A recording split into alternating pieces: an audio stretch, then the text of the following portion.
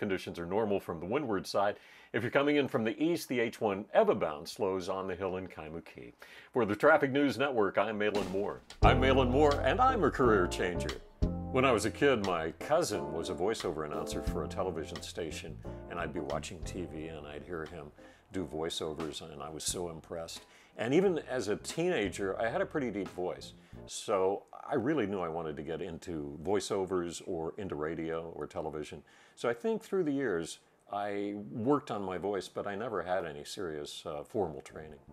I started in radio in 1968. I was a senior in high school, and one thing led to another, and I got a job. But I was one of the people that pulled the records for the disc jockeys and put the programs together for the show all day. Yeah, and I've traveled around a lot, as many radio announcers have done. I started in Wichita, as I mentioned, in 1968. I moved from there to Florida, from Florida to Denver, Colorado, from Denver to Santa Fe, New Mexico, from Santa Fe to Honolulu, and I've been in Honolulu since 1990.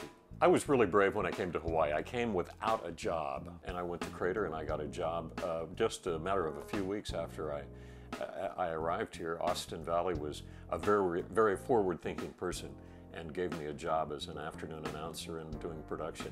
And I stayed there for about 5 years, and then moved on to KSSK, where I opened up the first smooth jazz station that we've had in Honolulu, and I did that for a few years. Well, it's interesting to have a recognizable voice. If you're on TV, people recognize you all the time, but if you're on radio, if you go out, no one knows who you are.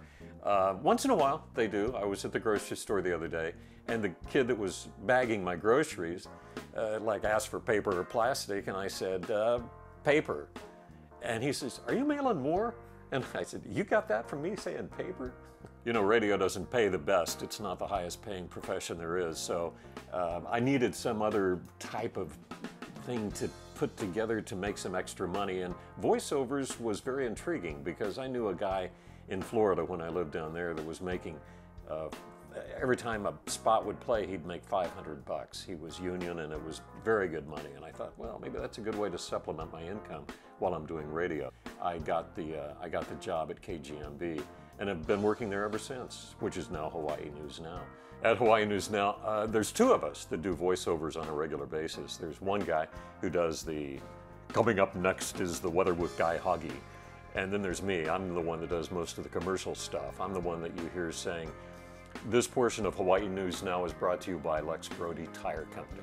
My advice, if somebody wants to get into radio right now, I'd say, really check it out, because of consolidation, the number of jobs aren't there anymore. It's a really tight field. You have to have something that really distinguishes yourself. You really have to go out and sell yourself to get a job in radio. And you want to make it a career. It's a lot of fun if you get into it. It's great fun.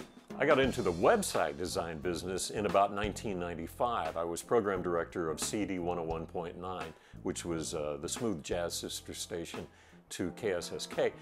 And all the stations were getting websites at that time, but nobody really knew much about maintaining them. So I was self-taught. I figured out how to do it myself. I put this company together. I call it Link Screen, and I do website design. And I really wanted to help out people, small businesses, individuals, nonprofit organizations that didn't have a whole lot of money to spend, because I had so many people coming to me and saying, "Hey, I don't have $5,000 or $10,000 to spend on a website." So I figured out a pricing strategy to make it very affordable for them, and letting them spread the payments out over a period of months.